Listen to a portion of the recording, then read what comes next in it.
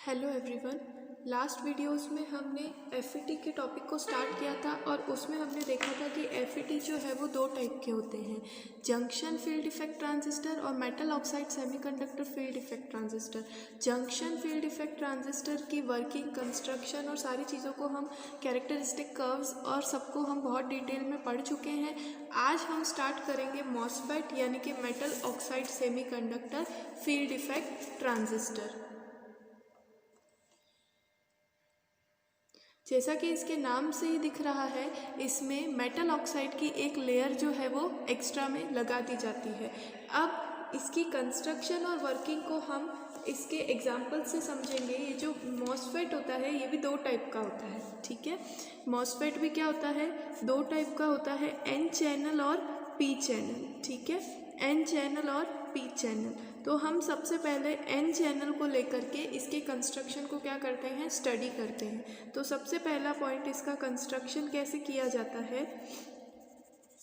इसके कंस्ट्रक्शन के लिए जैसे मान लीजिए हमें एन चैनल बनाना है ना, तो एन चैनल मॉसफेट के कंस्ट्रक्शन के लिए हम पी सबस्ट्रेट लेते हैं। क्या लेते हैं, पी टाइप का एक वेफर लेते हैं जिसे हम कहते हैं पी सबस्ट्रेट, ठीक है। इसे सबस्ट्रेट क्यों कहा जाता है, क्योंकि ये बहुत कम डोपिंग वाला एक वेफर होता है, इसके अंदर डोपिंग बहुत ज़्यादा नहीं की जाती है।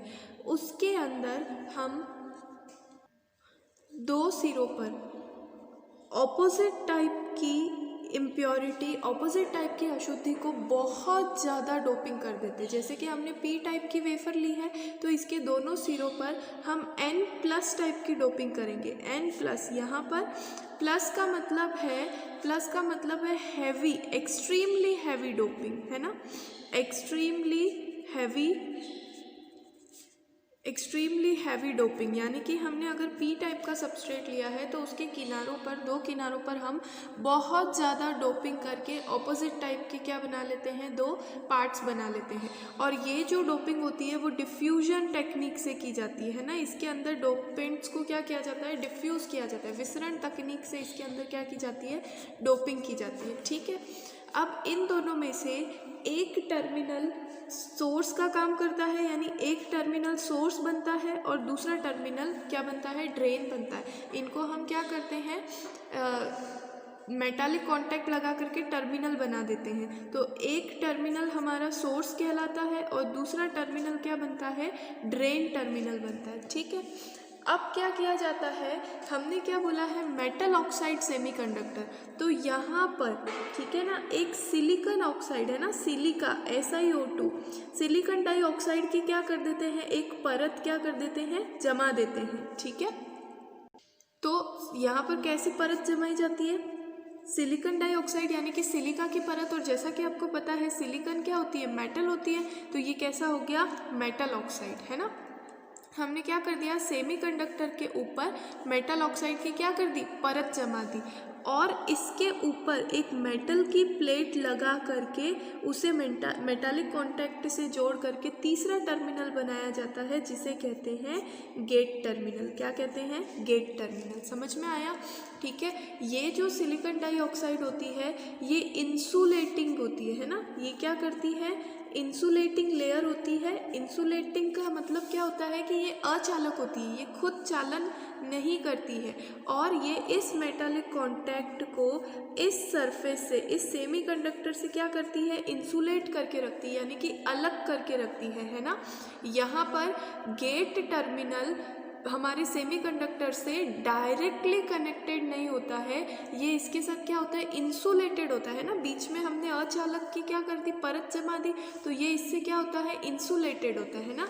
तो इस वाले जो हमारा ये एफईटी है इसे हम इंसुलेटेड गेट एफईटी भी कहते हैं। क्या कहते हैं, इंसुलेटेड गेट एफईटी भी इसका एक और नाम होता है। तो इसका कंस्ट्रक्शन आपको समझ में आया, ये था हमारा एन चैनल का कंस्ट्रक्शन। इसी तरह से अगर हमें पी चैनल वाला बनाना हो, पी चैनल मॉसफेट, तो हम क्या करेंगे, हम लेंगे एक बहुत कम डोपिंग वाली एन वेफर, ठीक है, उसके दो किनारों पर बहुत ज़्यादा डोपिंग करके क्या बना देंगे, पी वाले पार्ट्स बना देंगे, ठीक है। फिर हम क्या करेंगे, उसके ऊपर सिलिकॉन डाइऑक्साइड यानी कि सिलिका की एक इंसुलेटिंग परत जमाएंगे। उसके ऊपर मेटल की प्लेट लगा करके यहाँ पर गेट टर्मिनल को कनेक्ट कर दिया जाता है। इस एक टर्मिनल को सोर्स बना लिया जाता है, दूसरे टर्मिनल को क्या बना लिया जाता है, ड्रेन बना लिया जाता है। ठीक है, इसे हम क्या कहते हैं, सबस्ट्रेट। इसके अंदर क्योंकि कोई भी ट्रांजिस्टर जो होता है वो 2 पोर्ट नेटवर्क होता है ना, तो एक यहाँ पर सबस्ट्रेट टर्मिनल भी होता है, लेकिन उसको इंटरनली हम क्या कर देते हैं, सोर्स टर्मिनल से कनेक्ट कर देते हैं, इसीलिए ये एक ट्रांजिस्टर बन जाता है। यानी हम सिर्फ क्या करते हैं, 3 टर्मिनल्स को इसमें यूज़ करते हैं। तो आपको इसका कंस्ट्रक्शन समझ में आ गया होगा।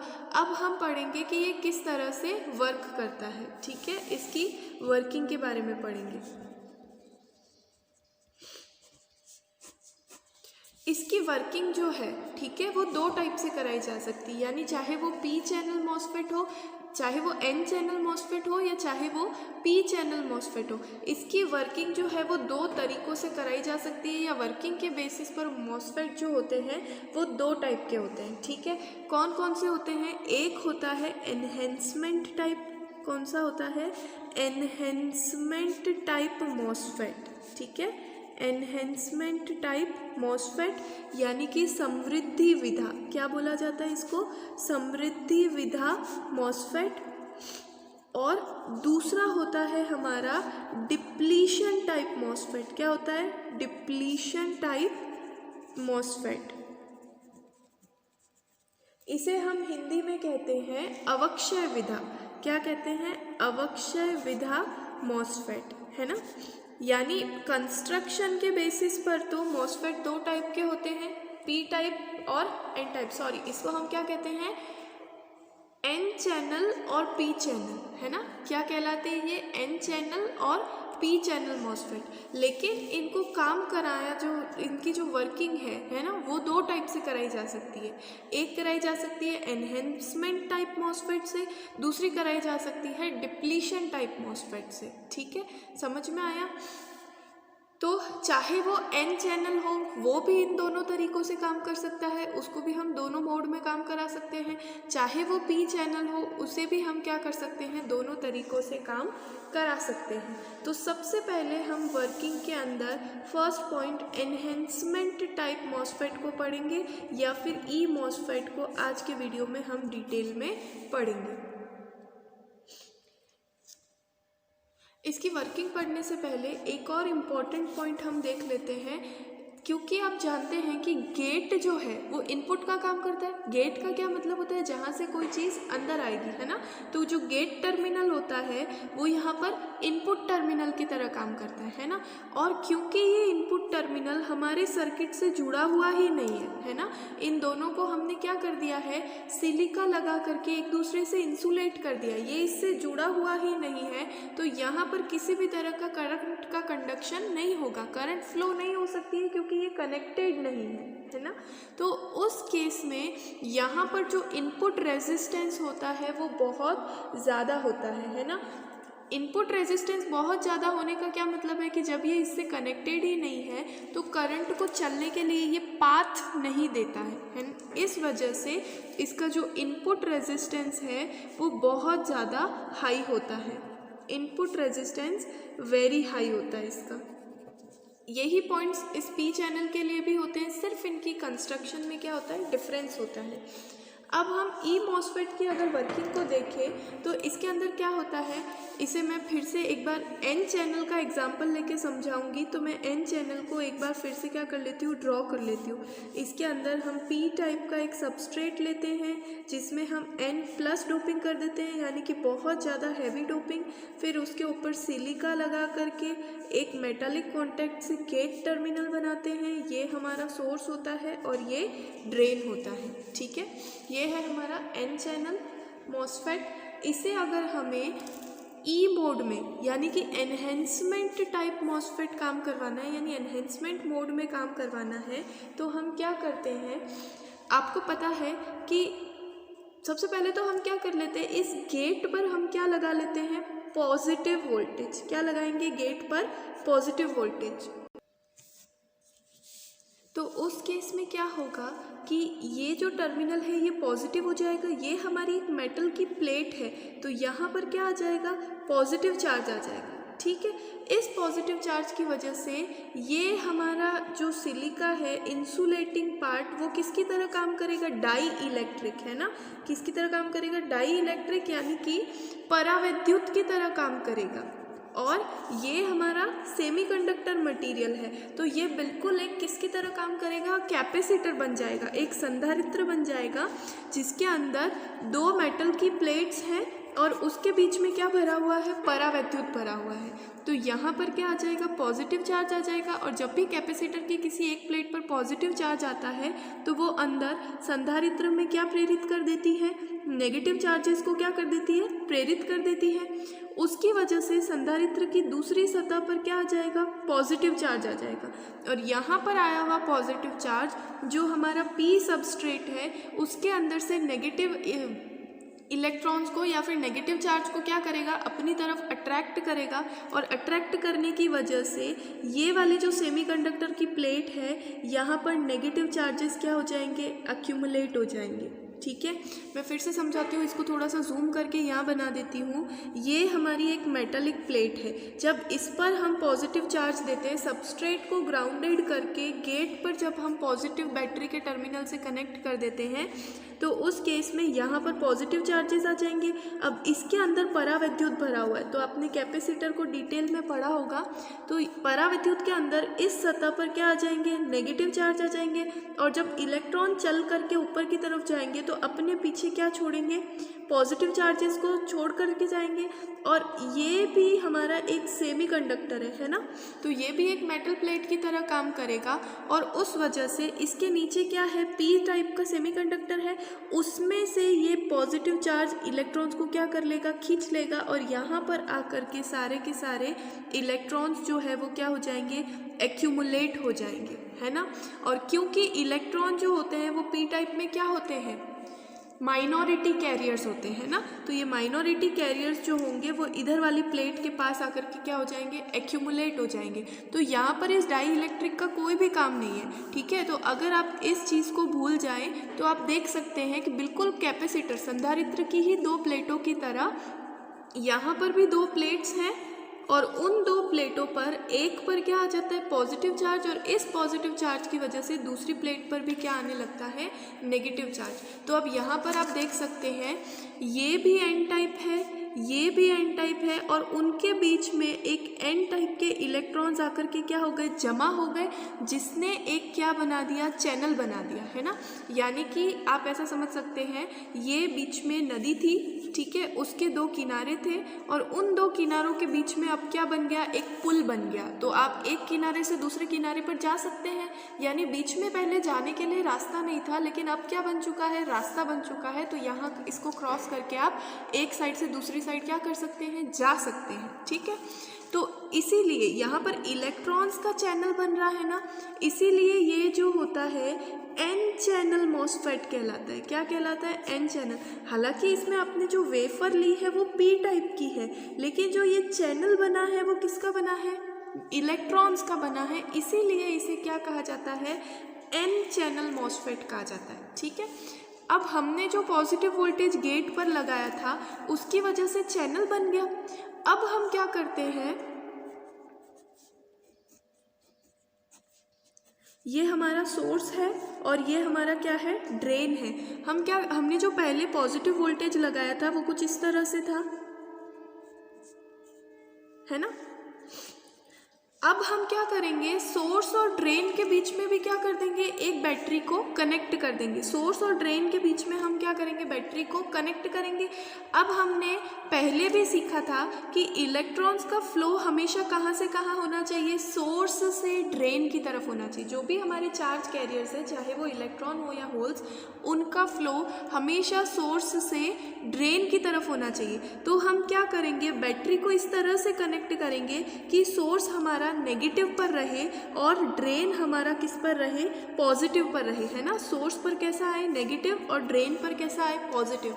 अब होगा क्या, यहाँ से इलेक्ट्रॉन्स रिपल होने की वजह से इस चैनल में से होते हुए ड्रेन की तरफ आने लगेंगे, ठीक है। क्या होगा, यहाँ पर नेगेटिव चार्ज आ जाएगा, सोर्स ये पूरा और भी ज़्यादा क्या हो जाएगा, नेगेटिव हो जाएगा, है ना। उस वजह से यहाँ से इलेक्ट्रॉन्स क्या होंगे, रिपल होंगे, और रिपल होने की वजह से चल करके कहाँ जाने लगेंगे, पॉजिटिव टर्मिनल की तरफ जाने लगेंगे। समझ में आया, ठीक है। तो इलेक्ट्रॉन्स का फ्लो सोर्स से ड्रेन की तरफ हो जाएगा, तो ऑपोजिट डायरेक्शन में क्या होने लगेगी, एक करंट फ्लो होने लगेगी। यानी कि इलेक्ट्रॉन का फ्लो सोर्स से ड्रेन की तरफ हो रहा है, तो ड्रेन से सोर्स की तरफ हमारी क्या होने लगेगी, करंट फ्लो होने लगेगी, जिसे हम क्या कहेंगे, ड्रेन करंट आई, ठीक है। तो इसे लिखने के लिए हम सबसे पहला पॉइंट क्या लिखेंगे, if we apply positive voltage VGS क्या होना चाहिए, ग्रेटर देन 0, ठीक है, on gate terminal. Gate terminal पर हम सबसे पहले क्या बना लेते हैं, पॉजिटिव चार्ज अप्लाई कर लेते हैं। तो दूसरी स्टेप में क्या होता है, चैनल इंड्यूस होता है। क्या होता है, चैनल इज इंड्यूस्ड, ठीक है ना। हमारा दूसरी स्टेप में क्या होता है, ये चैनल बनता है, और जब ये चैनल बन जाता है तो तीसरी स्टेप में हम क्या करते हैं, VDS इज अप्लाइड। हम क्या करते हैं, VDS को अप्लाई करते हैं, और VDS किस तरह से होता है, D is kept positive and S is kept negative. तो हम क्या करेंगे, VDS को अप्लाई करेंगे। फिर VDS अप्लाई करने की वजह से इलेक्ट्रॉन्स जो है वो सोर्स से ड्रेन की तरफ क्या होने लगते हैं, फ्लो होने लगते हैं। तो ऑपोजिट डायरेक्शन में एक करंट फ्लो होती है। करंट कहाँ से कहाँ पर फ्लो होती है, ड्रेन टू सोर्स में क्या होने लगती है, करंट फ्लो होने लगती है, जिसे हम क्या कहते हैं, ID या फिर ड्रेन करंट। तो ये हो गई हमारी एनहेंसमेंट टाइप मॉसफेट की वर्किंग। अब इसे एनहेंसमेंट टाइप क्यों कहते हैं, एनहेंसमेंट टाइप का मतलब होता है किसी चीज़ को बनाना या उसे बढ़ाना, एनहेंस करना, ठीक है। तो इसे एनहेंसमेंट टाइप मॉसफेट इसलिए कहा जाता है क्योंकि शुरुआत में यहाँ पर, ये शुरुआत की बात है जब हमने कोई भी वोल्टेज नहीं लगाया है, तो शुरुआत में यहाँ पर कोई भी चैनल नहीं होता है, यानी कि नदी के दो किनारों को पार करने के लिए आपके पास कोई भी रास्ता नहीं होता है। तो यहाँ पर किसी भी टाइप का चार्ज कैरियर एक, यानी कि एक टर्मिनल, सोर्स टर्मिनल से ड्रेन टर्मिनल की तरफ नहीं जा सकता है, लेकिन इस पर वोल्टेज लगा करके यहाँ पर चैनल को क्या किया जाता है, एनहेंस किया जाता है, चैनल को बनाया जाता है। इसीलिए इसे क्या कहा जाता है, एनहेंसमेंट टाइप मॉसफेट कहा जाता है। क्या कहते हैं इसे हम, एनहेंसमेंट टाइप मॉसफेट कहते हैं, क्योंकि यहाँ पर चैनल पहले से मौजूद नहीं होता है, उसे VGS यानी गेट पर वोल्टेज लगा करके एनहेंस किया जाता है, इसीलिए हम इसे कहते हैं एनहेंसमेंट टाइप मॉसफेट, ठीक है। अब एनहेंसमेंट टाइप मॉसफेट का एक लास्ट हम सिंबल भी देख लेते हैं कि एनहेंसमेंट टाइप मॉसफेट को किस तरह से सिंबल के फॉर्म में रिप्रेजेंट किया जाता है। हमने लास्ट वीडियो में देखा था कि JFET का सिंबल कुछ इस तरह से बनाया जाता है ना, ये गेट होता है, एक सोर्स होता है, एक ड्रेन होता है ना, इस तरह से। लेकिन यहाँ पर हम इसके सिंबल को इस तरह से बनाएंगे। क्यों बनाएंगे, क्योंकि ये जो गेट टर्मिनल होता है ये सोर्स और ड्रेन से डायरेक्टली कनेक्टेड नहीं होता है, बीच में क्या होती है, सिलिका की लेयर होती है, ठीक है। इसीलिए इसका सिंबल कुछ इस तरह से बनाया जाता है। फिर हम बना लेंगे एक गोला, और ये होता है इसका सबस्ट्रेट टर्मिनल। मैंने आपको पहले भी बताया था कि यहाँ पर एक चौथा टर्मिनल भी होता है, सबस्ट्रेट टर्मिनल, लेकिन उसको इंटरनली जब इसका सर्किट बनाया जाता है तो उसको सोर्स से कनेक्ट करके फिर इन दोनों को क्या कर दिया जाता है, ग्राउंडेड कर लिया जाता है। इसीलिए हम इसको इस वाले डायग्राम में शो नहीं करते हैं, लेकिन जब हम इसका सिंबल बनाएंगे तो यहाँ पर एक दूसरा सबस्ट्रेट टर्मिनल भी होता है। ये हो गया हमारा सबस्ट्रेट, ये होगा ड्रेन, ये सोर्स, और ये गेट टर्मिनल, ठीक है। और N चैनल है, तो N चैनल के लिए करंट की डायरेक्शन क्या होगी, इस डायरेक्शन में होगी, है ना, ड्रेन से अंदर की तरफ। और इसी तरह से अगर मैं P वाला बनाऊं तो P वाले में क्या होगा, ये है हमारा ड्रेन, ये है हमारा सोर्स, ये है हमारा सबस्ट्रेट। तो इस बार करंट की डायरेक्शन इस तरह से बाहर की तरफ बनेगी। तो ये है हमारा एन चैनल ई मॉसफेट, ठीक है, N channel enhancement type MOSFET. ये है हमारा P channel enhancement type MOSFET, ठीक है। कल हम इसकी कैरेक्टरिस्टिक कर्व्स को देखेंगे, एनहेंसमेंट टाइप की कैरेक्टरिस्टिक कर्व्स पढ़ेंगे हम नेक्स्ट वीडियो में। उसके बाद हम डिप्लीशन टाइप मॉसफेट को पढ़ लेंगे और फिर हमारा मॉसफेट वाला टॉपिक क्लियर हो जाएगा। I hope you understand.